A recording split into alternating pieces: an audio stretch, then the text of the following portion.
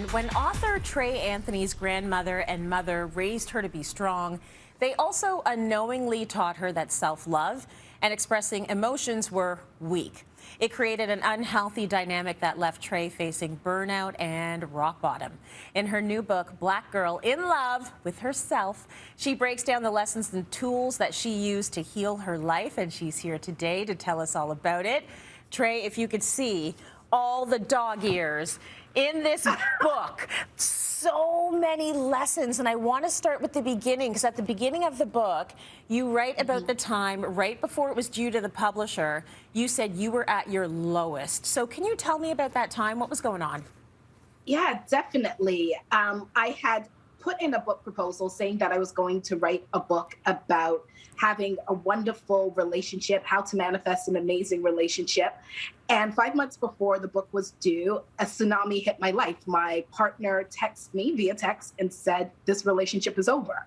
And I just felt like, what? And so I, of course, then emailed my editor and I said, I can't write this book about good relationship advice if I miss this tsunami that was hitting my own life. And they then were like, so what book can you write? And I said, I can write a book saying, how do you get up from the bathroom floor when your whole life has gone not according to plan? And that is what this book was, that I really had to dig deep and say, what happened and how did I miss the signs and what was I avoiding and what lessons had I learned from my mother and grandmother about, staying strong and being in the relationship.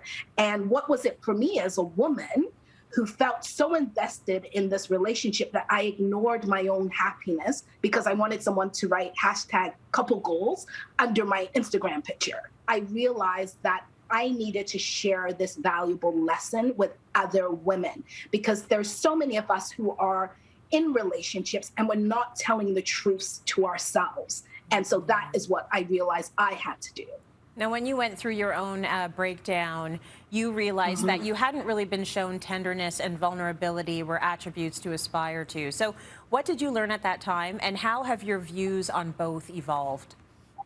Yeah, I realized when I was going through this breakup, it was very devastating. I had a newborn who we had just adopted, which was 2 weeks old. I had to move out of our fancy condo, and I had 10 days to do that. And I was devastated. I was literally on the floor. And I wanted to act strong. And I also gave myself a timeline. I was like, okay, you got 2 weeks to get this all together. And then it's over and then no more crying. And I realized that grief doesn't have a timeline. I realized when your whole life blows up in your face, you have to really just be around people who create safe spaces for you. And I had realized for myself, I was so invested in being the strong one, the capable one, that I didn't know how to break down. And I also realized, too, that I used to be that person to my friends who would be like, girl, you got this. And I realized I didn't want someone to say to me, girl, you've got this. What I wanted someone to say to me was, you may want to cry about that, or I know you're hurting and this is devastating. You need time to heal. And I didn't want to be the strong Black woman anymore. I just couldn't. There was nothing in me that I could muster to be strong when my whole life just felt like it had blown up in my face and the big love of my life had just walked out and left me. Now, I just want to ask you something for our viewers now, because this is a project and a process of self-love. So what do we need to do to truly fall in love with ourselves? I think the biggest lesson I have learned, and it's one that I really feel compelled to share with women, is you cannot give the job over to someone else to love you. You can't. And I think that's what I had done. And because I felt my partner at that time was loving me, that then made me feel worthy, that made me feel valuable. And so when that person was gone, I had nothing left.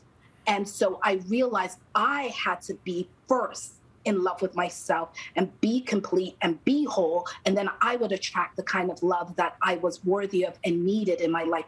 But I could no longer expect someone else to love me when I wasn't loving myself. Follow Trey on Instagram. Understand what I love about you is that you admit to continuously going back to your book and reading your own advice. Oh, yes.